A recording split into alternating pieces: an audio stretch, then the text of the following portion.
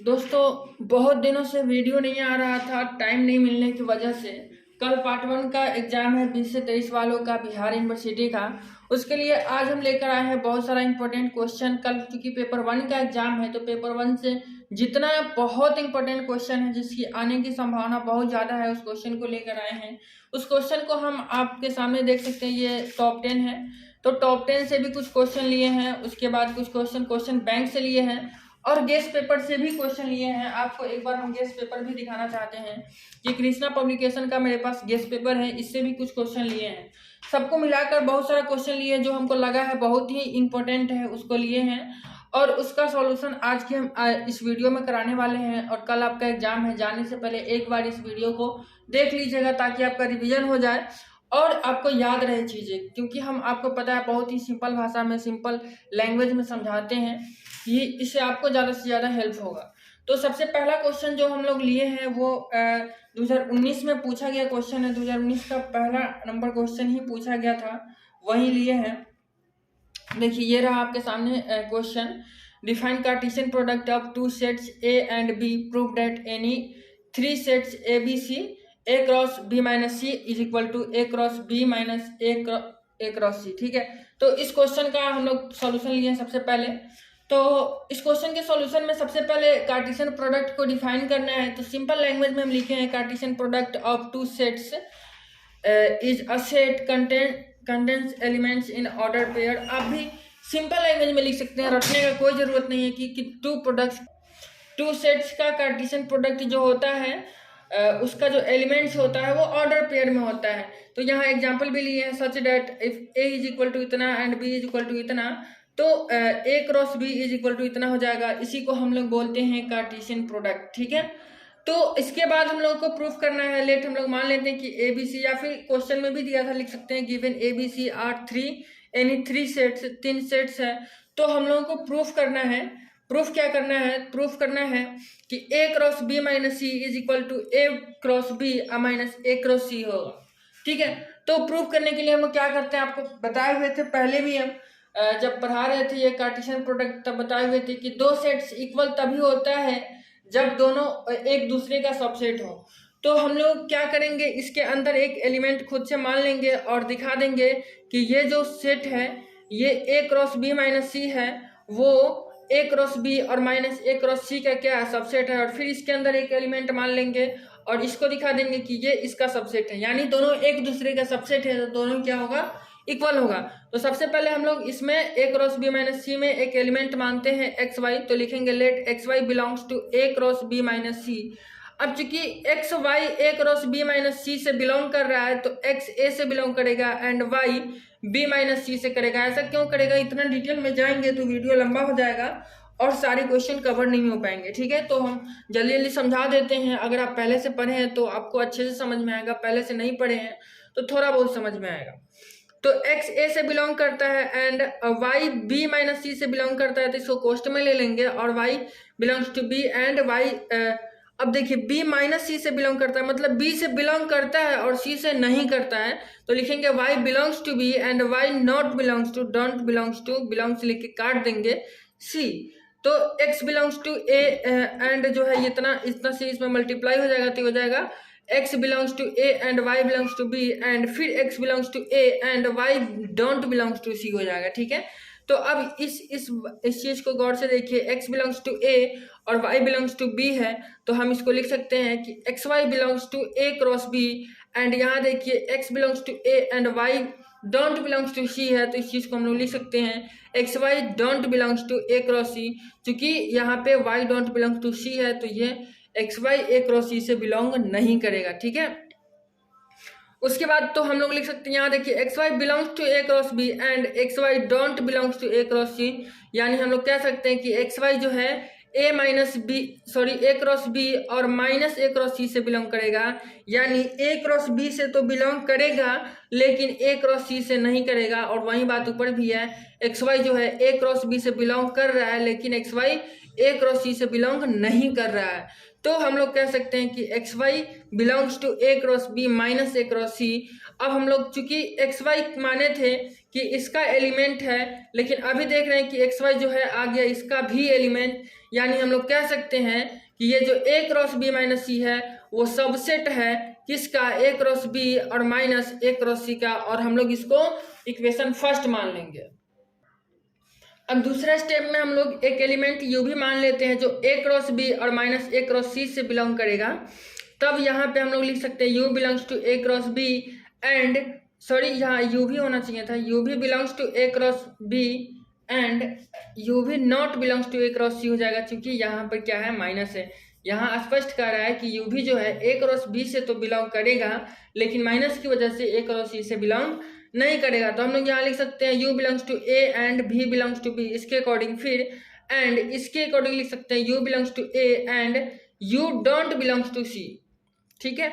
या फिर हम लोग कह सकते हैं कि u belongs to A and भी बिलोंग्स टू सी, या फिर हम लोग कह सकते हैं you belongs to A and you don't belongs to B. ये तीन स्टेप क्यों आया है, ये आने का रीजन ये है कि यहाँ स्पष्ट लिखा हुआ है U V don't belongs to A cross C, तो इसका तीन रीजन हो सकता है कि या तो यू जो है ए से ही बिलोंग ना करे, या फिर भी सी से बिलोंग नहीं करे, या फिर दोनों एक दूसरे से बिलोंग नहीं करे। तो ये इसीलिए यहाँ पे तीन केस बना है और में। लेकिन अब चूंकि यहाँ स्पष्ट रूप से दिख रहा है हमको कि यू बिलोंग्स टू ए है, तो हम यहाँ कैसे कह सकते हैं कि यू डोंट बिलोंग्स टू ए होगा, तो ये कंडीशन गलत हो जाएगा, ये कंडीशन भी गलत हो जाएगा, क्योंकि इसमें भी लिखा हुआ है U belongs to U don't belongs to A, यानी ये कंडीशन सेलेक्ट होगा। तो इसको हम लोग लेकर के चलेंगे, ये दोनों यहाँ पे नहीं होगा, ठीक है। तो हो जाएगा you belongs to A and भी belongs to B and U belongs to A and भी डोंट बिलोंग्स टू सी। तो यहाँ से हम लोग यू बिलोंग्स टू ए और u belongs to A common ले लेंगे, तो हो जाएगा you belongs to A and भी बिलोंग्स टू बी एंड भी डोंट बिलोंग्स टू सी। तो इस चीज को हम लोग लिख सकते हैं V belongs to B minus C, तो ये हो जाएगा U V belongs to A cross B minus C. और हम लोग अब कह सकते हैं क्योंकि यू भी को हम लोग माने थे इसका एलिमेंट्स और आ गया अब ये इसका एलिमेंट्स, तो हम लोग कह सकते हैं कि ये चीज जो है वो इसका सबसेट है, यानी ए क्रॉस बी माइनस सी, सॉरी ए क्रॉस बी और minus A cross C subset होगा ए क्रॉस बी माइनस सी का, और इसको मान लेंगे इक्वेशन सेकेंड। अब इक्वेशन फर्स्ट से देखिएगा तो वो उसमें ये इसका सबसेट था और इक्वेशन सेकेंड में ये इसका सबसेट है, तो इक्वेशन फर्स्ट और सेकेंड से हम लोग कह सकते हैं कि ये दोनों सेट क्या है, इक्वल है। और यही चीज हम लोग को प्रूव करना था। इस टाइप के और भी बहुत सारे क्वेश्चन आते हैं, तो एक का अगर आप कंसेप्ट समझ गए तो और भी आपसे क्वेश्चन बनेंगे। देखिए क्वेश्चन ये है जिसमें प्रूफ करना है A cross B intersection C cross D का जो वैल्यू होगा वो A intersection C cross B intersection D के बराबर होगा, ठीक है। तो इस चीज को प्रूफ करने के लिए भी हम लोग वही फंडा अप्लाई करेंगे, एक एलिमेंट इसमें मान लेंगे और इसका सबसेट दिखा देंगे, फिर एक एलिमेंट इसमें मान लेंगे इसका सबसेट दिखा देंगे और दोनों इक्वल हो जाएगा। तो सबसे पहले हम लोग इसमें एक एलिमेंट एक्स वाई मानते हैं, तो x Y belongs to A cross C intersection C cross D होगा। तो हम लोग यहाँ कह सकते हैं कि x belongs to A cross B और इंटरसेक्शन की जगह पे हम लोग एंड लिख देते हैं और y belongs to C cross D हो जाएगा। अब इस क्रॉस को तोड़ते हैं तो x belongs to A and x belongs to B हो जाएगा, और यहाँ y belongs to C and y belongs to D हो जाएगा, ठीक है। अब इसको हम लोग ले लेते हैं एक्स बिलोंग्स टू ए और यहाँ से वाई बिलोंग्स टू सी एक साथ रखते हैं, तो ए और सी को एक साथ रखते हैं, क्यों? क्योंकि हमको ए इंटरसेक्शन सी लाना है, ठीक है। और बी को और डी को एक साथ रखते हैं क्योंकि हम लोग को बी इंटरसेक्शन डी लाना है, तो आ ही गया। अब तो ये हो जाएगा X Y belongs to A intersection C हो जाएगा, और ये हो जाएगा X Y belongs to B intersection D. तो x Y belongs to A intersection C cross B intersection D हो जाएगा। तो हम लोग कह सकते हैं कि ये चीज जो है इसका सबसेट है, क्योंकि हम लोग एलिमेंट इसमें माने थे और आ गया इसमें, ठीक है। तो इसको इक्वेशन फर्स्ट मान लेंगे, उसी तरीके से यू भी लेंगे, फिर इसको सिंप्लीफाई करते करते आइएगा तो फिर ये आ जाएगा A cross B intersection C cross D का एलिमेंट हो जाएगा। तो हम लोग कह सकते हैं कि ये चीज जो है फिर इसका सबसेट है, इक्वेशन 2 मान लेंगे। तो इक्वेशन 1 और 2 से हम लोग पाएंगे कि ये दोनों क्या है, इक्वल है। तो ऐसे ही इस टाइप का क्वेश्चन आप करिएगा, इसके क्वेश्चन एक क्वेश्चन आता ही है एग्जाम में। देखिए एक question A cross B union C है और इसको प्रूफ करना है A cross B union A cross C के बराबर। तो इसमें भी वही फंडा अप्लाई करेंगे, इसमें एक्स वाई एलिमेंट मान लेंगे और फिर इसको सिंप्लीफाई करेंगे, एक्स बिलोंग्स टू ए हो जाएगा and y belongs to B union C हो जाएगा। इसको कोष्ट में रखेंगे, फिर इससे मल्टीप्लाई करेंगे और इसको करते करते आइएगा तो आप पाइएगा कि ये जो है इसका सबसेट आ जाएगा। और फिर से नेक्स्ट स्टेप में आप इसको इसका सबसेट दिखा दीजिएगा, दोनों इक्वल हो जाएगा। ठीक है, तो नेक्स्ट स्टेप में आप इसको देख लीजिए, फिर हम लोग इसमें u भी मान लेंगे और इसका एलिमेंट्स मान लेंगे, फिर इसको सिंप्लीफाई करके जब आइएगा तो ये इसका सबसेट आ जाएगा और ऐसे करके ये इक्वेशन फर्स्ट और सेकंड से ये भी प्रूफ हो जाएगा। देखिए, अगर आपको क्वेश्चन समझ में नहीं आ रहा है तो आप वीडियो को पॉज करके बैक करके एक दो बार अच्छे से देखिएगा, समझ में आ जाएगा। यहाँ पे हम ज़्यादा नहीं समझा सकते हैं, मेरे हाथ बंधे हुए हैं क्योंकि बहुत सारे क्वेश्चन कराने हैं और टाइम बहुत ही कम है आपके पास भी और मेरे पास भी। ठीक है, तो अगर आप इसको नोट भी करना चाहते हैं तो वीडियो को पॉज करके आप नोट कर लीजिएगा, यहाँ हम टाइम नहीं दे सकते। या फिर अगर आप इसका पीडीएफ चाहते हैं, अगर आपको इसका पीडीएफ चाहिए तो आप टेलीग्राम ग्रुप में जुड़ जाइएगा, वहाँ पे आपको इस सारे क्वेश्चन का पीडीएफ मिल जाएगा, वहाँ पे सारे का पीडीएफ अवेलेबल रहता है। और टेलीग्राम ग्रुप में पहले से भी बहुत सारे स्टूडेंट जुड़े हुए हैं जिससे आपको लाभ मिलेगा, कोई भी क्वेश्चन डाउट वगैरह पूछ सकते हैं। डिस्क्रिप्शन का पहला लिंक ही टेलीग्राम का लिंक होता है, टेलीग्राम ग्रुप का लिंक होता है, आप उसको ज्वाइन कर लीजिएगा। देखिए, एक और क्वेश्चन लेते हैं जो डिफरेंट है थोड़ा सा। देखिए, यहाँ पूछा गया है if set A and B have n elements in common then so that A cross B and B cross A have n square elements in common। ठीक है, तो इसको हम लोग कैसे प्रूफ करेंगे देख लीजिए, क्वेश्चन इंपॉर्टेंट है इसलिए आपको बता रहे हैं। और भी बहुत सारे क्वेश्चन आते हैं लेकिन सारे क्वेश्चन बताना पॉसिबल नहीं है। तो गिवन हम लोग लिख लेंगे कि set A and B have n elements in common दिया गया है, that is A intersection B is equal to n element. देखिए, A और B दोनों में n एलिमेंट्स कॉमन है, इसका मतलब हुआ कि A इंटरसेक्शन B में n एलिमेंट्स होगा, क्योंकि आपको पता है कि A और B का जो इंटरसेक्शन होता है वो उसमें उतना ही एलिमेंट होता है जितना दोनों में कॉमन होता है। तो जितना दोनों में कॉमन है वो A इंटरसेक्शन B का वैल्यू हो जाएगा। अब हम लोग को शो करना है कि A cross B and B cross A have n elements, यानी हम लोग को शो करना है कि A cross B intersection B cross A is equal to n square elements. क्योंकि A क्रॉस B और B क्रॉस A दोनों में n एलिमेंट्स कॉमन है, यानी कहने का मतलब हुआ कि दोनों का जो इंटरसेक्शन है उसमें n स्क्वायर एलिमेंट्स होगा। ठीक है, तो हम लोग LHS बराबर ले लेंगे A cross B intersection B cross A। ठीक है, अब इस चीज को हम लोग लिख सकते हैं A इंटरसेक्शन B और क्रॉस B इंटरसेक्शन A। और चूंकि हम लोग जानते हैं कि A इंटरसेक्शन B और B इंटरसेक्शन A बराबर होता है, इसीलिए हम लोग इस चीज को लिख सकते हैं A intersection B into A intersection B। चूंकि B इंटरसेक्शन A की जगह पे A इंटरसेक्शन B लिख लेंगे। अब इसमें n एलिमेंट्स है, इसमें भी n एलिमेंट्स है, तो n इंटू n क्या हो जाएगा, n स्क्वायर एलिमेंट्स हो जाएगा बराबर RHS। यही हम लोग को प्रूफ करना था। उम्मीद बराबर RHS लिख लेंगे, यही हम लोग को प्रूफ करना था। उम्मीद करते हैं ये क्वेश्चन भी आपको समझ में आ गया होगा। तो उम्मीद करते हैं कार्टेशियन प्रोडक्ट से आपका क्वेश्चन बन जाएगा। और बाकी जो सेट में और भी दो क्वेश्चन पूछे जाते हैं, एक क्वेश्चन तो कार्टेशियन प्रोडक्ट से रहता है, वो 16 मार्च से आपका इस वीडियो इतना तक आपसे कंप्लीट हो जाना चाहिए, इसी से क्वेश्चन आता है। अगर आप इतना देख लिए तो कंप्लीट हो जाएगा। लेकिन इसके आगे भी दो क्वेश्चन आते हैं सेट थ्योरी से, लेकिन हम चाह रहे हैं कि इस दो को आपको नहीं बता, चुकी ये थ्योरेटिकल टाइप के क्वेश्चन होते हैं, ये आपको रट के जाना होगा और इसका संभावना बहुत कम रहता है आने का। इसमें बहुत सारे क्वेश्चन होते हैं, कौन क्वेश्चन आएंगे ये कहना बहुत ही मुश्किल रहता है। तो इसलिए हम चाहते हैं कि चूंकि इधर फिर आप मैट्रिक्स वगैरह बना सकते हैं, तो आसान चीज़ों को छोड़कर क्यों हम भारी करने जाएं। चूंकि 12 में से 6 क्वेश्चन ही आपको बनाने होते हैं, तो इसलिए हम लोग आसान क्वेश्चन को चूज करके ही बनाएंगे। तो ये जो आप देख रहे हैं define Hermitian and skew Hermitian वाला ये क्वेश्चन, फिर ये सारा मैट्रिक्स का जो बहुत ही कम क्वेश्चन है, जो लिमिटेड क्वेश्चन है, जो बार बार रिपीट किए जाते हैं और बहुत ही आसान होते हैं, ये सारा हम आपको बता देते हैं। इससे आपको ज़्यादा क्वेश्चन पकड़ाएगा और इसको बनाने में आपको ज़्यादा आसानी होगा। तो एक क्वेश्चन ये हम लोग देख लेते हैं, डिफाइन ये आपको दिख रहा होगा, define Hermitian and skew Hermitian matrices, prove that every square matrix is uniquely express as sum of Hermitian and skew Hermitian matrices. तो हर्मिटियन और स्क्यू हर्मिटियन की जगह पे कभी कभी सिमेट्रिक और स्क्यू सिमेट्रिक भी देता है। तो जैसे हर्मिटियन और स्क्यू हर्मिटियन पे हम आपको सॉल्व करके दिखाएंगे, वैसे ही अगर सिमेट्रिक स्क्यू सिमेट्रिक देगा तो आप कर लीजिएगा। ठीक है, तो चलिए हम इस क्वेश्चन को लेते हैं। देखिए आपको दिख रहा होगा, ये आप नमगनी पे नहीं जाइएगा, ग्रुप बी में ही आता है। हर्मिटियन मैट्रिक्स को पहले हम लोग डिफाइन करते हैं। क्वेश्चन में लिखा हुआ था define Hermitian and skew Hermitian matrixes, तो हम लोग पहले हर्मिटियन मैट्रिक्स को डिफाइन करते हैं। ऐसे ही आप एग्जाम में हेडिंग दे करके लिखिएगा, ज़्यादा अच्छा लगेगा और अच्छा आपको मार्क्स मिलेगा। तो any square matrix A is said to be Hermitian matrix if conjugate of transpose of A is A such that, अगर किसी ए मैट्रिक्स का कंजुगेट का ट्रांसपोज जो है ए के ही बराबर आ गया तो हम लोग उसको हर्मिटियन मैट्रिक्स बोलते हैं। अगर ए बराबर आप एग्जांपल के लिए लेते हैं 2 3 minus iota 3 plus iota iota, अब कहिएगा आयोटा वाला एग्जांपल क्यों ले रहे हैं, तो हर्मिटियन मैट्रिक्स में ये आयोटा आता ही है। आयोटा का मतलब होता है इमेजिनरी नंबर, तो इमेजिनरी नंबर इसमें आता ही है। क्यों? क्योंकि ये इसमें कंजुगेट की बात की जा रही है।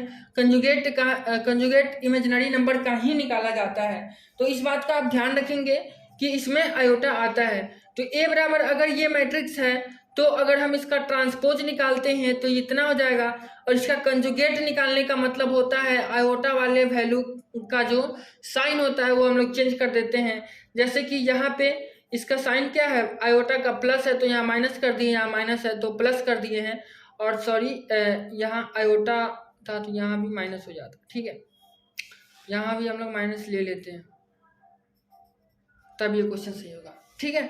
तो अब यहाँ पे आप देख सकते हैं कि इस ए मैट्रिक्स का ट्रांसपोज का कंजुगेट ए के ही बराबर आ गया है, तो हम लोग कह सकते हैं कि ये जो ए मैट्रिक्स है ये हर्मिटियन मैट्रिक्स है, ठीक है। तो हेंस इज हर्मिटियन मैट्रिक्स कह सकते हैं, इट्स डिनोटेड बाय ए का स्टार। ये जो कंजुगेट ऑफ ट्रांसपोज है इसको हम लोग ए के स्टार से डिनोट करते हैं। कंजुगेट ऑफ ट्रांसपोज को हम लोग शॉर्टकट में ए के स्टार से लिख सकते हैं, ठीक है। तो अब आगे देखिए हम लोग को सिमिलरली हम लोग कह सकते हैं if conjugate of transpose is minus A then A is skew Hermitian, ठीक है। तो स्क्यू हर्मिटियन का डिफिनीशन हम लोग सिमिलरली कह सकते हैं कि अगर कंजुगेट का ट्रांसपोज जो है वो माइनस ए के बराबर आ जाए तो वो स्क्यू हर्मिटियन मैट्रिक्स होता है। एग्जाम्पल के लिए ये ए मैट्रिक्स लिए हैं, इसका जब ट्रांसपोज का कंजुगेट किए तो ये माइनस ए के बराबर आ गया है, ठीक है। तो उम्मीद करते हैं आपको समझ में आया होगा।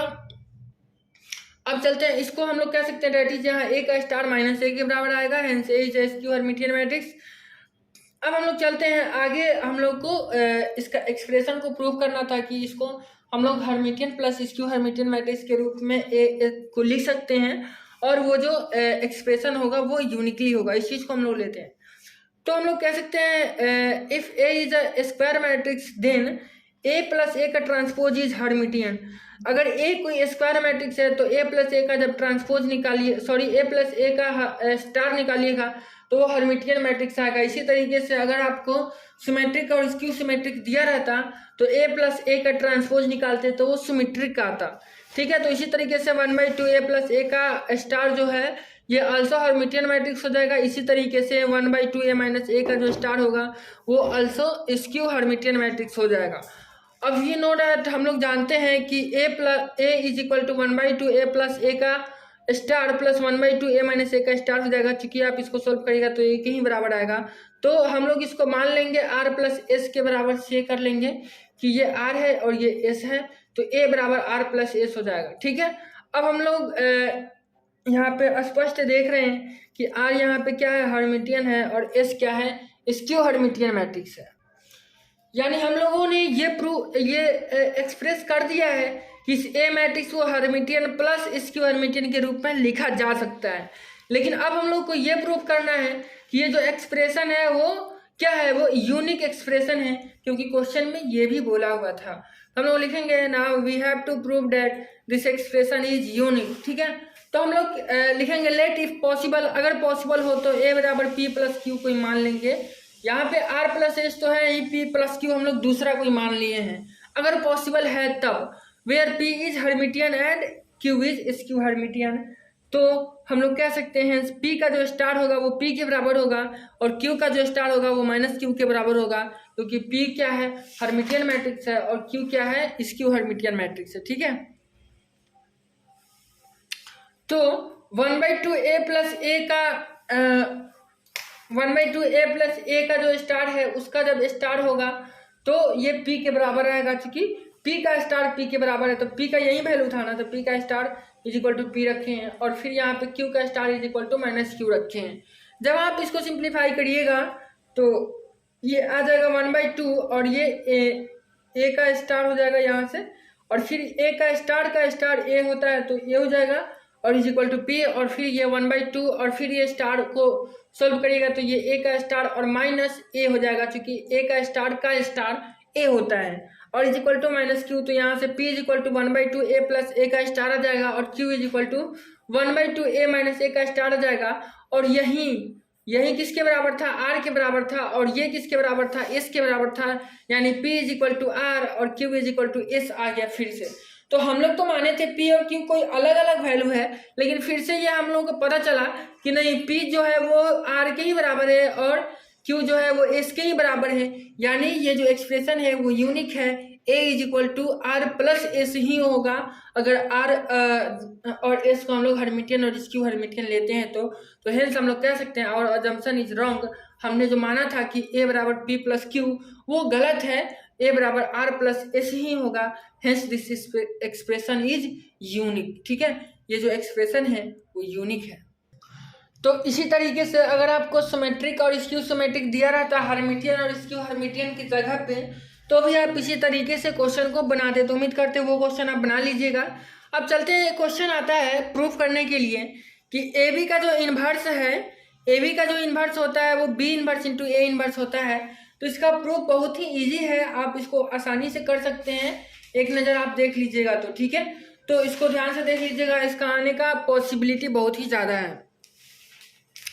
चलिए, हम लोगों को प्रूव करना है कि ए बी का जो इन्वर्स है वो B inverse into A inverse है। तो सबसे पहले हम लोग लेट मान लेंगे कि A and B are two invertible matrix. तो हम लोग को मानना है A and B two invertible square matrices है, मतलब जिसका ए और बी का इन्वर्स निकाला जा सके ऐसा मैट्रिक्स। एक्चुअली वीडियो कट गया था तो हम इस क्वेश्चन को फिर से समझाते हैं। इस क्वेश्चन में हम लोग को प्रूफ करना है कि ए बी का जो इन्वर्स है वो B inverse into A inverse होता है। यहाँ पे ए और बी मैट्रिक्स की बात की जा रही है। ठीक है, तो हम लोग लेट मान लेंगे कि A and B are two invertible matrixes, square matrixes. A और बी ऑब्वियसली स्क्वायर मैट्रिक्सेस है और वो कैसा इन्वर्टिबल है ये हम लोग मान लेते हैं। एंड ये भी मान लेते हैं कि B is inverse of A, B जो है वो ए का इन्वर्स है, ये भी हम लोग मान लेते हैं। तब ए का जो डिटर्मिनेंट है वो 0 के बराबर हो जाएगा, 0 के बराबर नहीं होगा, और बी का भी डिटर्मिनेंट 0 के बराबर नहीं होगा, क्योंकि यहाँ ए और बी इन्वर्सिबल मैट्रिक्सेस है, हम लोग माने हैं। और A B is equal to B A होगा और इज इक्वल टू आइडेंटिटी होगा, क्योंकि ए और बी एक दूसरे का क्या है, इन्वर्स है, इसलिए ये कंडीशन होगा। ठीक है, इसको इक्वेशन 1 मान लेंगे हम लोग। क्योंकि ए का डिटर्मिनेंट भी 0 के बराबर नहीं है, बी का भी डिटर्मिनेंट 0 के बराबर नहीं है, तो ए बी का भी डिटर्मिनेंट 0 के बराबर नहीं होगा और बी ए का भी डिटर्मिनेंट 0 के बराबर नहीं होगा। और जब ए बी का डिटर्मिनेंट 0 के बराबर नहीं होगा तो हम लोग ए बी इन्वर्स निकाल सकते हैं। ए बी इन्वर्स एग्जिस्ट करेगा और बी ए इन्वर्स भी एग्जिस्ट करेगा, लेकिन इसका हम लोग को ज़रूरत नहीं है, क्योंकि हम लोग को बी ए इन्वर्स नहीं निकालना है, ये हम फालतू में ले लिए, आप नहीं लीजिएगा। ठीक है, एग्जाम में नहीं लिखना है उसको। चलिए, अब हम लोगों को प्रूव करने के लिए लेना पड़ेगा A B into B inverse into A inverse. क्यों लेना पड़ेगा, क्योंकि यही फंडा है प्रूव करने का। क्योंकि अगर इस दोनों का प्रोडक्ट आइडेंटिटी आ जाएगा तो इसका इन्वर्स होगा। देखिए, A B into B inverse into A inverse बराबर आइडेंटिटी, और A B inverse A B inverse into A inverse into A B अगर आइडेंटिटी आ गया तो दोनों एक दूसरे का इन्वर्स होगा, क्योंकि हम लोग जानते हैं A B is equal to B is equal to identity है, तो ए और बी एक दूसरे का इन्वर्स होता है। तो उसी तरीके से हम लोग ये काम भी करेंगे। तो इसका इन्वर्स निकाल के देखते हैं, सॉरी, इस दोनों का प्रोडक्ट निकाल के देखते हैं आइडेंटिटी आता है कि नहीं आता है। तो इसका जब प्रोडक्ट निकालिएगा तो ए इधर आ जाएगा, बी इंटू बी इन्वर्स हो जाएगा, फिर ए इन्वर्स। बी और बी इन्वर्स को एक साथ लिए हैं, दिखाए हैं कि इसके बराबर हम लोग आइडेंटिटी ले रहे हैं। ठीक है, क्योंकि B into B inverse identity के बराबर हो जाएगा और फिर ए इंटू आइडेंटिटी ए के ही बराबर हो जाएगा, तो ये बच जाएगा ए इंटू ए इन्वर्स। ठीक है, तो ए इंटू ए इन्वर्स क्या हो जाएगा, फिर से आइडेंटिटी के बराबर हो जाएगा, यानी इसका जो वैल्यू आया A B into B inverse A inverse का, वो आइडेंटिटी आ गया। अब हम लोग देखते हैं कि B inverse into A inverse into A B का जो वैल्यू है वो आइडेंटिटी के बराबर आता है कि नहीं। ठीक है, तो इसमें हम लोग फिर ए इन्वर्स इंटू ए को एक साथ लिख लेंगे और इसकी जगह पे आइडेंटिटी रख देंगे, तो फिर आइडेंटिटी इंटू बी कितना हो जाएगा, बी, और बी इन्वर्स इंटू बी कितना हो जाएगा, आइडेंटिटी, यानी इसका भी वैल्यू आइडेंटिटी आ गया। यानी हम लोग इक्वेशन 1 और 2 से कह सकते हैं कि A B into B inverse into A inverse is equal to B inverse into A inverse into A B is equal to identity. इसीलिए हम लोग कह सकते हैं B inverse A inverse is inverse of A B, that is A B का जो inverse होगा वो B inverse into A inverse के बराबर होगा। और यही चीज़ हम लोग को प्रूफ करना था, जो कि प्रूफ हो गया। तो ये क्वेश्चन बहुत ही ज़्यादा आसान है, इसको आप बहुत ही आसानी के साथ कर सकते हैं। और ये एक क्वेश्चन आपसे पूछ लिया जाता है और ये बहुत ही इम्पोर्टेंट है, इसका आने का पॉसिबिलिटी बहुत ज़्यादा है। ठीक है, तो इस क्वेश्चन को आप मिस नहीं करिएगा, एक दो बार देख लीजिएगा अच्छे से। देखिए क्वेश्चन आता है प्रूफ करने के लिए कि प्रूफ दैट ए बी का जो इन्वर्स है वो B inverse into A inverse के बराबर है। तो इसको हम लोग कैसे प्रूफ करेंगे देख लीजिए एक नज़र में। ये भी बहुत ही आसान क्वेश्चन है, आप थोड़ा सा देख लीजिएगा, थोड़ा सा इसको दिमाग में रखिएगा तो ये भी क्वेश्चन आपसे बन जाएगा। तो हम लोग सबसे पहले ए मान लेते हैं कि ए आई जे है और इसका ऑर्डर एम बाई एन है, और बी मान लेते हैं बी जे के है और इसका under order m by p है, और टू मैट्रिसेस। अब ध्यान देने वाली बात यह है कि हम लोग खुद से माने हैं, लेकिन यहाँ एम एन लिए हैं तो यहाँ भी एन लिए हैं, सेम लिए हैं। क्यों सेम लिए हैं? क्योंकि ए बी हम लोग निकाल पाए, ए बी का जो प्रोडक्ट है वो निकाल पाए।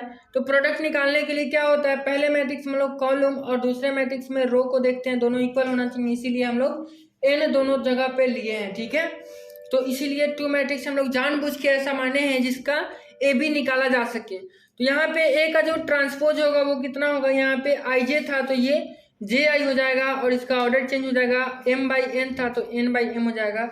और फिर बी इनवर्स का ऑर्डर भी चेंज हो जाएगा, बी इनवर्स बी का ट्रांसपोज जब हम लोग निकालेंगे तो ये बी जे के हो जाएगा, के जे के जगह पे के जे हो जाएगा और पी बाई एन हो जाएगा। ठीक है, चूंकि A and B are conformal to A B, मतलब A and B A B के निकालने योग्य है, तो हम लोग कह सकते हैं कि A B is equal to इतना हम लोग निकाल लेंगे ए बी को, तो ए आई जे इंटू बी जे के हो जाएगा। और फिर यहाँ j इज इक्वल टू 1 से n तक जाएगा, यहाँ जब इसको प्रोडक्ट करिएगा तो, और ए आई जे इंटू बी जे के हो जाएगा, इसका ये ए बी का प्रोडक्ट हो जाएगा। ऐसे सिंपल आप समझ लीजिए कैसे निकालना होगा। j दोनों में कॉमन है तो j का वैल्यू कितना है, j बराबर 1 से n तक ही क्यों गया है, क्योंकि यहाँ देख लीजिए आप j था तो j की जगह पे n है, फिर यहाँ j था तो j की जगह पे n है, तो j का वैल्यू 1 से लेकर n तक होगा। और ए बी का प्रोडक्ट कर रहे हैं तो ए का ये हो जाएगा और बी का ये हो जाएगा। ठीक है, और इसका ऑर्डर कितना हो जाएगा, तो जब आप प्रोडक्ट निकालते हैं तो इस दोनों का प्रोडक्ट निकालते हैं तो ये दोनों में सेम सेम एन वाला है इसका कॉलम और इसका रो, तो ये दोनों खत्म हो जाता है, जो बच जाता है एम और पी यहाँ बच रहा है, तो ये इस मैट्रिक्स का ऑर्डर हो जाएगा। ठीक है, तो ए बी निकल गया। तो ए बी का ट्रांसपोज हम लोग निकालेंगे। ए बी का ट्रांसपोज कैसे निकलेगा, यहाँ पे हम लोग क्या करेंगे, बी वाले को पहले लिखेंगे, लेकिन इसके ट्रांसपोज को लिखना है ना, तो इसके ट्रांसपोज को पहले लिखेंगे, पहले बी का ट्रांसपोज लिखेंगे, तो बी का ट्रांसपोज यही था ना, तो इसको लिख लेंगे। फिर उसके बाद ए का ट्रांसपोज लिख लेंगे, तो ए का ट्रांसपोज वाला ये था तो ये लिख लेंगे। ठीक है, और इसका ऑर्डर इसका उल्टा हो जाएगा, पी बाई एम हो जाएगा। ठीक है, तो अब हम लोग कह सकते हैं ऑर्डर ऑफ बी डैश यानी बी का transpose is P by N and A का transpose is N by M. तो हम लोग कह सकते हैं कि number of column in B dash and number of column in A dash is equal. तो हम लोग कह सकते हैं B dash and A dash is conformal for B dash into A dash. B dash और ए डैश हम लोग निकाल सकते हैं, ये बात हम लोग कह सकते हैं, क्योंकि बी डैश में जो कॉलम की संख्या है वो n है और ए डैश में भी जो रो की संख्या है वो n है, तो दोनों का प्रोडक्ट निकाल सकते हैं। तो दोनों का प्रोडक्ट जब आप निकालिएगा तो ये दोनों में क्या कॉमन है, j कॉमन है, तो j का वैल्यू कितना होता है, 1 से लेकर के n तक होता है। और चूंकि यहाँ पे पहले b इनवर्स है तो सॉरी b का ट्रांसपोज है, तो यहाँ b का ट्रांसपोज रख लेंगे, फिर a का ट्रांसपोज रख लेंगे और इसका ऑर्डर हो जाएगा p बाई m, और इसको हम लोग मान लेंगे इक्वेशन 2। तो अब जब इक्वेशन 1 और 2 से देखिएगा तो इक्वेशन 1 और 2 में दोनों में क्या है, RHS इक्वल है, तो हम लोग LHS को इक्वेट कर देंगे, यानी कह सकते हैं इक्वेशन 1 और 2 से AB का जो इन्वर्स होगा वो B inverse into A inverse होगा, और ये चीज़ क्या हो गया, प्रूफ हो गया। ठीक है, तो उम्मीद करते हैं ये क्वेश्चन भी आपको समझ में आ गया होगा, कोई दिक्कत नहीं हुआ होगा। अब हम लोग नेक्स्ट क्वेश्चन देखेंगे। देखिए आपके एग्जाम में एक क्वेश्चन आता है रैंक ऑफ मैट्रिक्स निकालने के लिए और एक क्वेश्चन आता है इन्वर्स ऑफ मैट्रिक्स निकालने के लिए। ये दो क्वेश्चन 100% आपके एग्जाम में आता ही आता है। तो अगर हम आपको एक क्वेश्चन बता दें कि किसी मैट्रिक्स का इन्वर्स कैसे निकाला जाता है और एक बता दें कि रैंक कैसे निकाला जाता है, तो कोई भी क्वेश्चन आएगा तो आप बना लीजिएगा रैंक कैसे निकालना है मैट्रिक्स का और इन्वर्स कैसे निकालना है। तो पहले हम रैंक वाला क्वेश्चन आपको करके दिखा देते हैं। यहाँ पे ए मैट्रिक्स दिया हुआ है और इसका रैंक इन्वर्स निकालना है, रैंक इसके बाद बताएंगे हम। तो सबसे पहले हम लोग किसी मैट्रिक्स का इन्वर्स निकालने के लिए डिटर्मिनेंट ऑफ ए निकाल लेते हैं। उस मैट्रिक्स का डिटर्मिनेंट निकाल करके ये चेक करते हैं कि हम लोग उस मैट्रिक्स का डिटर्मिनेंट इन्वर्स निकाल भी पाएंगे या नहीं, क्योंकि हर एक मैट्रिक्स का इन्वर्स नहीं निकाला जा सकता है। जिसका डिटर्मिनेंट 0 के बराबर नहीं आएगा उसी का हम लोग इन्वर्स निकाल सकते हैं। तो जब हम लोगों ने इसका डिटर्मिनेंट निकाला है तो वो -2 के बराबर आया है, यानी 0 के बराबर नहीं है, तो हम लोग इस मैट्रिक्स का इन्वर्स निकाल सकते हैं, यानी हम लोग लिख लेंगे ए इन्वर्स एग्जिस्ट। उसके बाद कैसे निकालना है, तो ए इन्वर्स निकालने के लिए हम लोगों को सबसे पहले हम लोगों को कोफैक्टर्स निकालना होता है सारे एलिमेंट्स का। तो now cofactors of elements of A, मतलब ए जो मैट्रिक्स है इसके सारे मैट्रिक्स के कोफैक्टर्स हम लोग निकाल रहे हैं। तो कोफैक्टर कैसे निकाला जाता है आपको हम बताए हुए थे, तो वैसे यहाँ पे कोफैक्टर सारे निकाल लेना है। कोफैक्टर कैसे निकाला जाता है अगर आपको नहीं आता है तो फिर आपका पढ़ना बेकार है, ठीक है, आप जाके रिवीजन करिए। तो कोफैक्टर निकाल लेंगे, उसके बाद एडजॉइंट निकालेंगे। ये हम आपको खाली रिवीजन करा रहे हैं, ठीक है, यहाँ पे सारा एक एक चीज़ डिटेल में एक्सप्लेन करना पॉसिबल नहीं है। तो एडजॉइंट ऑफ मैट्रिक्स ए क्या होता है, सारे जो कोफैक्टर मैट्रिक्स है उसका हम लोग ट्रांसपोज कर देते हैं तो वो एडजॉइंट ऑफ ए हो जाता है। तो हम लोग एडजॉइंट ऑफ ए का वैल्यू निकाल लेंगे। एडजॉइंट ऑफ ए निकल गया, उसके बाद इन्वर्स ऑफ मैट्रिक्स ए हम लोग निकालते हैं। तो इन्वर्स ऑफ मैट्रिक्स ए का फॉर्मूला होता है adjoint of A by determinant of A. तो एडजॉइंट ऑफ ए यहाँ पे अभी हम लोग निकाले थे, इक्वेशन 2 माने थे, वो यहाँ पे रख देंगे और डिटर्मिनेंट ऑफ ए का वैल्यू रख देंगे। -2 आया था और माइनस को अंदर भेज देंगे और ये ए इन्वर्स का वैल्यू हो जाएगा। और यही चीज़ हम लोग से क्वेश्चन में पूछा था। तो उम्मीद करते हैं आपको ये समझ में आया होगा। अब हम लोग सीखते हैं कि रैंक ऑफ मैट्रिक्स कैसे निकाला जाता है। देखिए ए एक मैट्रिक्स दिया हुआ है तो हम लोग लिख लेंगे given matrix is A is equal to इतना। अब इसका रैंक निकालना तो लिखेंगे for rank of matrix A we find largest minor of order A. क्योंकि रैंक किसको बोलते हैं पहले एक लाइन में आप समझ लीजिए। किसी मैट्रिक्स का बहुत सारा माइनर होता है, उसका जो लार्जेस्ट ऑर्डर का माइनर होता है उसके ऑर्डर को ही रैंक ऑफ मैट्रिक्स बोलते हैं। लेकिन उस ऑर्डर के माइनर को रैंक बोलते हैं जिसका माइनर क्या हो, नॉन जीरो। जो माइनर नॉन जीरो हो, मतलब जिस माइनर का डिटर्मिनेंट 0 के बराबर नहीं आए, ठीक है। तो हम लोग सारे नॉन जीरो माइनर को highest order non zero minor को पहले लेंगे। तो हाईएस्ट ऑर्डर पहले 4/4 ही मैट्रिक्स है तो इसका ले लेंगे। तो इसको जब आप सोल्व करिएगा तो ये 0 के बराबर आ जा रहा है, तो ये माइनर क्या होगा, रैंक को नहीं बताएगा। इस माइनर का जो ऑर्डर होगा वो रैंक को नहीं बताएगा, क्योंकि इस माइनर का जो वैल्यू आया है वो 0 के बराबर आया है। तो अब हम लोग 3/3 ऑर्डर का माइनर निकालेंगे। आपको बताए थे माइनर जो होता है हमेशा स्क्वायर मैट्रिक्स का होता है। स्क्वायर मैट्रिक्स के डिटर्मिनेंट को माइनर बोलते हैं। तो ये 3/3 ऑर्डर के सारे जो इसके डिटर्मिनेंट होंगे ये हमने निकाला है। ये सारा क्या आया है, ये सारा आप देख लीजिए 0 आया है। आप यहाँ पे देख लीजिएगा कॉमन होगा, जैसे कि ये देखिए C2 और यहाँ पे C3 दोनों कॉमन हो जाएगा। जब यहाँ से 3 कॉमन लेंगे तो ये 0 हो जाएगा। तो डायरेक्ट हम कर दिए। यहाँ से भी आप इस लाइन से 3 कॉमन लीजिएगा तो ये लाइन और ये लाइन इक्वल हो जाएगा, तो 0 वैल्यू हो जाएगा। फिर यहाँ से भी आप इसमें से 4 कॉमन ले लीजिएगा तो ये लाइन और ये लाइन इक्वल हो जाएगा और 0 हो जाएगा। ऐसे करके आप लिख सकते हैं। यहाँ पे हम लिखे हैं similarly every minor of order 3 of A is 0, hence rank of A is less than 3, यानी रैंक ऑफ ए का जो वैल्यू होगा वो 3 से छोटा होगा, यानी 2 होगा या फिर 1 होगा, ठीक है। तो हम लोग यहाँ पे highest order of minor A is, अब दूसरा ऑर्डर का हम लोग माइनर ले लेंगे तो दूसरा ऑर्डर का पहला ही माइनर हम लोग लिए हैं, ये नॉन जीरो आ गया है, यानी ये 8 के बराबर आया है। यानी हम लोग कह सकते हैं कि यहाँ largest order non zero minor is 2। Largest order minor तो 4/4 था, लेकिन largest order non zero minor कितना है, 2 है। यानी इसका रैंक क्या हो जाएगा, 2, और यही इस क्वेश्चन का आंसर हो जाएगा। तो इसी तरीके से रैंक निकालना है। फिर से एक लाइन में समझ लीजिए रैंक कैसे निकालना है।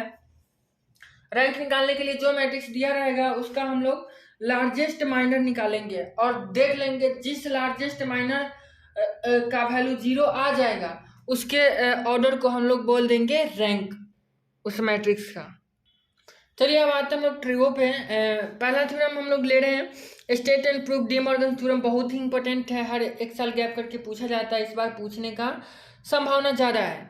ठीक है, तो इसका स्टेटमेंट पहले देखते हैं। इसका स्टेटमेंट कहता है if n be a integer positive और negative the value of cos theta plus iota sine theta का power n is cos n theta plus iota sine n theta and if n be a function positive और negative then the value then the one of the value of cos theta plus iota sin theta का power n is cos n theta plus iota sin n theta। यानी इसका जो D Morgan's theorem का जो statement है इसमें दो बात कही गई है कि अगर n पॉजिटिव या निगेटिव इंटीजर होगा तो cos theta plus iota sin theta का value cos n theta plus iota sin n theta होगा, और अगर n जो है फ्रैक्शन होगा तो cos theta plus iota sine theta का एक value cos n theta plus iota sine n theta होगा। ठीक है, यही दो बात कहा गया इसके स्टेटमेंट में। अब हम लोग देखते हैं इसका प्रूफ। तो इसके प्रूफ के लिए हम लोग 3 केस लेंगे। पहला केस लेंगे जब n का वैल्यू पॉजिटिव इंटीजर हो। तो पॉजिटिव इंटीजर होगा तो भाई एक्चुअल मल्टीप्लिकेशन हम लोग जब यहाँ पे cos theta 1 plus iota sine theta 1 और cos theta 2 plus iota sine theta 2 को जब मल्टीप्लाई करेंगे तो मल्टीप्लाई करने के बाद ये आ जाएगा cos theta 1 plus 2 plus iota sine theta 1 plus 2। ठीक है, इसी तरीके से सिमिलरली आप यहाँ 3 टर्म लीजिएगा थीटा 1 थीटा 2 थीटा 3, तो ये फिर जुड़ते चला जाएगा थीटा 1 थीटा 2 थीटा 3।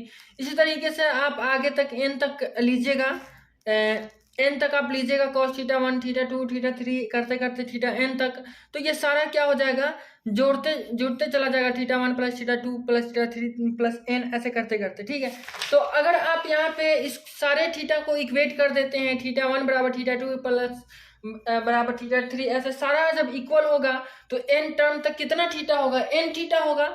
तो यहाँ पे अब ये जो टर्म ले रहे थे theta 1 into theta 2 into theta 3 n तक ले रहे थे, तो ये n बार मल्टीप्लाई होगा, यानी cos theta plus iota sine theta का पावर n हो जाएगा।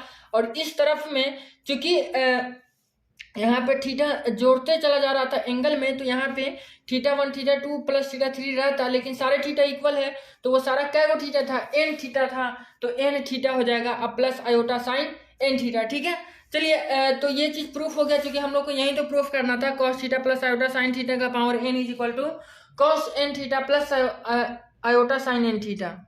लेकिन ये उस कंडीशन के लिए प्रूफ हुआ है जब n का वैल्यू पॉजिटिव इंटीजर हो। तो हम लोग दूसरा केस लेते हैं जब n का वैल्यू निगेटिव इंटीजर हो, तब देखते हैं कि क्या यह थ्योरम सही है। तो यहाँ पे हम लोग मान लेते हैं n is equal to minus m. ठीक है, n is equal to minus m मान लेंगे, तो अब ये निगेटिव इंटीजर हो गया है। तो cos theta plus iota sine n theta sine का power n theta, cos theta plus iota sine theta का power n is equal to हम लोग लिख सकते हैं cos theta plus iota sine theta का पावर माइनस m, क्योंकि n की जगह पे क्या है माइनस m है। अब ये माइनस m है तो हम इसको लिख सकते हैं 1 बाई इतना, क्योंकि पावर में माइनस है। उसके बाद अब यहाँ से हम लोग केस 1 से यहाँ पे डी मॉर्गन्स थ्योरम अप्लाई कर लेंगे, अभी भी केस 1 में प्रूफ किए हैं, तो ये मल्टीप्लाई में आ जाएगा। उसके बाद हम लोग क्या कर लेंगे, ऊपर नीचे cos m theta minus iota sine m theta से मल्टीप्लाई कर देंगे, तो ये नीचे में हो जाएगा cos m theta plus iota sign m theta था, और इसमें मल्टीप्लाई होता cos m theta minus iota sine m theta, तो मल्टीप्लाई हो करके हो जाता cos square m theta minus iota square sine square m theta, direct लिख दिए हैं। ठीक है, तो ये क्या हो जाएगा, आयोटा स्क्वायर इस माइनस को प्लस कर देगा, और ये cos square m theta plus sine square m theta 1 हो जाएगा, और 1 को हम लोग लिखते नहीं है तो ऊपर वाला जो वैल्यू बच गया वही हो जाएगा। तो आप यहाँ देख सकते हैं cos m थीटा है, इसको आप लिख सकते हैं cos माइनस m थीटा, क्यों, क्योंकि cos minus theta is equal to cos theta होता है, और plus sine minus m theta, क्यों, क्योंकि sine minus m theta is equal to minus sine m theta हो जाएगा। तो अब आप यहाँ पे माइनस m के जगह जगह पे क्या रख सकते हैं, एन रख सकते हैं, तो ये हो जाएगा cos n theta plus iota sine n theta. और आप लिए भी थे cos theta plus iota sine theta का पावर एन, और आ कितना गया cos n theta plus iota sine n theta. यानी हम लोग कह सकते हैं कि ये जो थ्योरम है वो नेगेटिव इंटीजर के लिए भी सही है। चलिए अब हम लोग तीसरा केस लेते हैं और प्रूव करते हैं कि ये फ्रैक्शन के लिए भी सही है। N is a fraction, positive और निगेटिव दोनों। तो यहाँ पे हम लोग n is equal to p by q ले रहे हैं। हेयर एन इज पॉजिटिव और निगेटिव इंटीजर, ठीक है। तो फ्रॉम केस 1 एंड 2 हम लोग कह सकते हैं cos theta plus iota sine theta का power p is equal to p theta plus iota sine p theta, ठीक है। ये केस 1 से taking qth root on both sides, अगर हम इस दोनों तरफ क्यू का रूट लेते हैं तो हो जाएगा cos theta plus iota sine theta का पावर p बाई क्यू, और इधर हो जाएगा cos p theta plus iota sine p theta का पावर 1 बाई क्यू। तो hence one of the value of cos theta plus iota sine theta का power p by q is must be cos p by q theta plus iota sine p by q theta. यहाँ पे एक line और लिख सकते थे, यहाँ p by Q के जगह पे n लिख सकते थे, तो यहाँ n रख देंगे और यहाँ n रख देंगे और कहेंगे हेंस थ्योरम इज प्रूफ। एक लाइन बढ़ा लीजिएगा, ठीक है, छोटी है। तो उम्मीद करते हैं ये थ्योरम आपको समझ में आया होगा। चलते हैं अब हम लोग नेक्स्ट क्वेश्चन की तरफ। ये क्वेश्चन भी बार बार एग्जाम में पूछा जाता है, expand sine theta in ascending powers of theta. देखिए साइन थीटा या कॉस थीटा में से कोई एक ना एक हर साल पूछा ही जाता है। या तो आपके क्वेश्चन में देगा एक्सपेंड कॉस थीटा या फिर कॉस एक्स या फिर साइन एक्स, कोई एक देगा ही और उसको असेंडिंग पावर में एक्सपेंड करना रहता है, ठीक है। इसलिए इस लिहाज से क्वेश्चन बहुत ही ज़्यादा इंपॉर्टेंट है, हर साल पूछा ही जाता है कॉस या साइन का। अगर कॉस का आपसे पूछा जाता है तो साइन का नहीं पूछा जाएगा, अगर साइन का पूछा जाता है तो कॉस का नहीं पूछा जाएगा। हम दोनों आपको करके दिखा देते हैं। वी नो डेट, हम लोग जानते हैं कि cos x plus iota sign x का पावर n। ध्यान दीजिएगा क्वेश्चन को साइन थीटा में दिया है और थीटा के पावर के रूप में एक्सपेंड करने के लिए दिया है, इसलिए यहाँ हम लोग x में लिए हैं इसको। अगर x में दिया रहता, x में इसको असेंडिंग पावर्स ऑफ x में लिखना रहता और साइन x को दिया रहता तो हम लोग यहाँ साइन थीटा लेते और cos थीटा लेते, ठीक है। तो यहाँ पे हम लोग लेंगे cos x plus iota sign x का पावर n और इसको बाइनोमियल थ्योरम पे हम लोग इसको एक्सपेंड करेंगे तो हो जाएगा cos का पावर nx nc1 cos का power n minus 1x iota sine x। ऐसे आपको समझ में नहीं आएगा या फिर याद नहीं होगा, हम आपको समझाते हैं क्या करना है। cos को पहले लेना है और cos का पावर मैक्सिमम यानी n रखना है, ठीक है। उसके बाद फिर इसमें भी cos का पावर n माइनस 1 रखना है, एक एक घटाते जाना है। फिर इसमें cos का पावर n माइनस 2, फिर cos का पावर n माइनस 3। देख रहे हैं, तो क्या करना है, cos का पावर को घटते हुए क्रम में लिखना है। और साइन देखिए, तो साइन के साथ में आयोटा लगा हुआ है तो आयोटा के साथ लेंगे। पहले वाले में साइन का पावर 0 है, इसीलिए इसमें साइन आपको नहीं दिख रहा होगा, क्योंकि साइन का पावर 0 1 हो जाएगा, खत्म। तो यहाँ आपको साइन दिख रहा होगा, तो यहाँ साइन का पावर 1 है, यहाँ 0 था, यहाँ 1 है, यानी बढ़ते क्रम में जा रहा है। तो आयोटा साइन एक्स हो जाएगा, यहाँ आयोटा साइन एक्स का होल स्क्वायर, यहाँ आयोटा साइन एक्स का क्यू, इसी तरीके से आगे बढ़ेगा ये, ठीक है। उसके बाद आपको लेना है यहाँ NC1 है तो यहाँ भी छुपा हुआ है NC0। अब चूंकि NC0 का वैल्यू 1 हो जाता है इसीलिए इसको छोड़ दिया गया है, लेकिन यहाँ है तो NC1 है तो ऊपर में n है ना, तो सारे में ऊपर में n होगा। देखिए NC1 है, यहाँ NC2 है, NC3 है, तो ऊपर में सब में n लेना है, नीचे में बढ़ते क्रम में भगाना है। यहाँ 0 था, 1 था, यहाँ 2 है, 3 है, ऐसे करके सीरीज बनाना है, ठीक है। तो उम्मीद करते हैं ये लाइन आपको समझ में आ गया कैसे बाइनोमियल थ्योरम पे हम लोग इसको तोड़े हैं, ठीक है। उसके बाद हम इसको सिंप्लीफाई करेंगे, यहाँ NC1 को हम लोग लिख सकते हैं n इंटू n माइनस 1/2, ऐसे करके इसको सिंप्लीफाई कर लेंगे। अब देखिए आयोटा इसको आप मल्टीप्लाई करेगा तो इसके साथ आयोटा आएगा, इसको मल्टीप्लाई करेगा तो आयोटा स्क्वायर आएगा, तो आयोटा स्क्वायर को -1 हम लोग ले लेंगे। इसको सिंप्लीफाई करेगा तो आयोटा क्यू आएगा, आयोटा क्यू को हम लोग माइनस आयोटा लेंगे।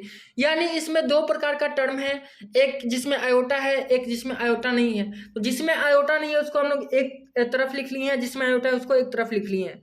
और इधर भी आप देख रहे हैं एक वाले में आयोटा है, एक वाले में नहीं है आयोटा, ठीक है।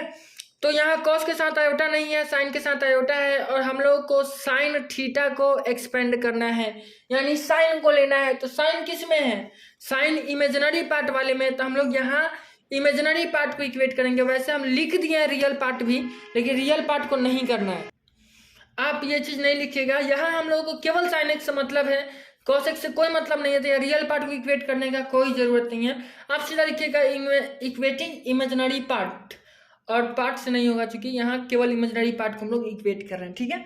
तो वी गेट, जब हम लोग इमेजिनरी पार्ट को इक्वेट करेंगे तो साइन एक्स या एन एक्स नहीं होगा, सीधा साइन एक्स होगा, सॉरी एन एक्स होगा, हाँ एन है यहाँ, तो sine n x is equal to, अब ये वाला पार्ट तो नहीं होगा क्योंकि ये वाला क्या है, ये वाला रियल पार्ट है, ये वाला क्या है, इमेजिनरी पार्ट है, तो इमेजिनरी पार्ट वाला जो वैल्यू था वो हम लोग लिख लेंगे। और उसके बाद चूंकि हम लोग को साइन एन एक्स को थोड़ा एक्सपेंड करना है, हम लोग को एक्सपेंड करना है, देखिए साइन थीटा को, तो एन एक्स की जगह पे क्या ले लेंगे, थीटा ले लेंगे। देखिए एन एक्स के जगह पे हम लोग एन एक्स बराबर थीटा लेंगे, और तो एन बराबर क्या हो जाएगा, थीटा बाई एक्स, ठीक है। तो एन एक्स के जगह पे हम लोग थीटा पुट करेंगे और एन की जगह पे थीटा बाई एक्स, तो यहाँ एन एक्स की जगह पे थीटा पुट कर देंगे, तो sine theta is equal to, और एन की जगह पे थीटा बाई एक्स। उसी तरीके से फिर यहाँ एन की जगह पे थीटा बाई एक्स, यहाँ एन की जगह पे थीटा बाई एक्स, सारे एन की जगह पे थीटा बाई एक्स रख लेंगे। उसके बाद फिर हम लोग इसको आगे सिंप्लीफाई करेंगे, तो आगे ये कितना हो जाएगा, ये थीटा, और एक्स जो बाई में था ये इसको साइन के बाई में एक्स कर दिए, कोई फर्क नहीं पड़ेगा इससे। फिर यहाँ भी बाई में एक्स था, एक्स इसको सिंप्लीफाई करते तो एक्स क्यू आ जाता बाई में, तो यहाँ बाई में एक्स क्यू आ जाएगा, ये हो जाएगा थीटा इंटू 2 माइनस एक्स, इसको सिंप्लीफाई कर लीजिएगा सीधा। तो इस तरीके से ये फिर से सीरीज आ जाएगा। फिर यहाँ पे हम लोग ये जो बाई में एक्स आपको दिख रहा है इसको हम लोग साइन एक्स के बाई में कर देंगे, साइन एक्स बाई एक्स का होल क्यू, ऐसे करके इसको कर लेंगे, ठीक है। अब उसके बाद जब एक्स बराबर आप 0 पुट करिएगा, एक्स 0 की तरफ टेंड्स करेगा, तो साइन एक्स बाई एक्स 1 की तरफ टेंड्स करेगा। आप लिमिट में पढ़े होइएगा, जब x टेंड्स टू 0 तो sin x by x tends to 1 and cos x tends to 1, ठीक है। तो हम लोग यहाँ पे x की जगह पे 0 रखेंगे, और sin x बाई एक्स की जगह पे 1 रखेंगे, और cos x की जगह पे 1 रखेंगे, तब हम लोग पाएंगे। देखिए cos x की जगह पे 1 रखिएगा तो 1 का पावर कितना हो करिएगा तो 1 ही हो जाएगा, और यहाँ sin x बाई एक्स की जगह पे 1 रखिएगा तो 1 से कितना में भी मल्टीप्लाई करिएगा तो 1 ही हो जाएगा, यानी ये केवल थीटा बच जाएगा। उसी तरीके से ये थीटा क्यू बाई 3 का फैक्टोरियल बचेगा। उसी तरीके से अगला स्टेप थीटा 5/5 का फैक्टोरियल बचेगा, वैसे दिख नहीं रहा है, हाइड है, और फिर आगे वाला स्टेप माइनस होगा डॉट डॉट डॉट। इसी तरीके से आगे ये सीरीज बढ़ेगा, और यही चीज हम लोग को निकालना था। कह रहा था क्वेश्चन एक्सपेंड करिए साइन थीटा को in ascending powers of theta, तो साइन थीटा को हम लोग एक्सपेंड कर दिए हैं, और ये एक्सपेंड किस चीज में है, थीटा के असेंडिंग पावर बढ़ते हुए पावर के रूप में है, और यही इस क्वेश्चन का आंसर हो जाएगा। कॉस का एक्सपेंशन भी एकदम सेम होगा, expand cos x in ascending power of x, वहाँ पे थीटा था, यहाँ पे एक्स वाला एग्जांपल आपको लेकर दिखा दिए, तो कुछ नहीं करना है, सेम बात वही करना है। यहाँ पे cos theta plus iota sine theta का पावर n ले लेंगे, और फिर इसी को वैसे ही बाइनोमियल थ्योरम पे तोड़ेंगे, और तोड़ने के बाद फिर से यहाँ पे हम लोग क्या कर देंगे, n थीटा की जगह पे हम लोग x पुट कर देंगे, और फिर उसके बाद n की जगह पे x बाई थीटा कर देंगे, और फिर उसके बाद हम लोग इसको सिंप्लीफाई करेंगे। सिंप्लीफाई करने के बाद फिर वही theta tends to 0, sine theta by theta tends to 1, और कॉस थीटा टेंस टू 1, और सारे वैल्यू को रख लेंगे। कॉस x का एक्सप्रेशन आ जाएगा 1 minus x square by 2 plus x का पावर 4/4 का factorial minus dot dot dot dot to infinitive, ऐसे करके आ जाएगा, ठीक है। तो यही था आपका कॉस एक्स और साइन एक्स का असेंडिंग पावर्स में एक्सप्रेशन एक्सपेंड। तो आपको उम्मीद करते समझ में आया होगा, कोई दिक्कत नहीं हुआ होगा। चलते हैं हम नेक्स्ट क्वेश्चन की तरफ। देखिए इस क्वेश्चन का डेरिवेशन बार बार पूछा जाता है। Prove that log alpha plus iota beta is equal to 1/2 log alpha square plus beta square plus iota tan inverse beta by alpha, ठीक है। तो ये बहुत ही सिंपल क्वेश्चन है, वेरी इजी। अगर आपका एग्जाम में आता है 2-3 मिनट में आप इसको बनाकर लिख दीजिएगा, ठीक है। कुछ नहीं करना है, आपको यहाँ पे अल्फा की जगह पे r cos थीटा और बीटा की जगह पे r sin थीटा पुट करना है, और इसका मतलब होता है कि alpha square plus beta square बराबर आपका r स्क्वायर आ जाएगा, और beta by alpha is equal to tan theta आ जाएगा, यानी theta is equal to tan inverse beta by alpha आ जाएगा, ठीक है। उसके बाद आपको LHS सिंपली ले लेना है, और यहाँ पे अल्फा की जगह पे r cos theta plus iota sign, इसके जगह पे बीटा की जगह पे r sin थीटा रख देना है। दोनों में से आर कॉमन हो जाएगा और ये हो जाएगा cos theta plus iota sine theta, और इसके जगह पे आप लिख सकते हैं to the power iota theta, क्योंकि to the power iota theta बराबर cos theta plus iota sine theta होता है।